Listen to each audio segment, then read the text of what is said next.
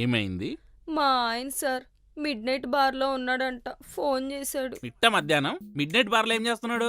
మా ఆయన పండు తాగుబోతు సార్. పచ్చి తాగబోతు కదా అంటారు.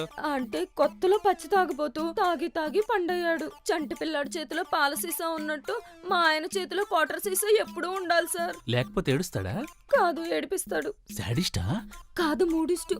మార్నింగ్ నుంచి మిడ్ నైట్ వరకు తాగుతూనే ఉంటాడు. తర్వాత పడుకుంటాడా? మళ్ళీ మార్నింగ్ షాప్లు ఎప్పుడు తీస్తారా అని వెయిట్ చేస్తూ ఉంటాడు.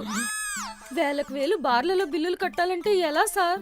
ఇప్పుడు మీరున్నారు సార్, పాత కంపెనీలో మానేసి మా కంపెనీలోనే ఎందుకు జాయిన్ అవుతున్నావు అని అడుగుతారు సార్. అవును, ఎందుకు జాయిన్ అవుతున్నావు? వాళ్ళిచ్చే 50,000 ఎక్కడ సరిపోతాయి సార్? మినిమం 70,000 ఉండాలి. 70,000? 70,000? లేదంటే మా ఆయన డైలీ బీటింగ్ సార్. కొడతాడా? తాగి పడతాడు, లేచి కొడతాడు. అయ్యో.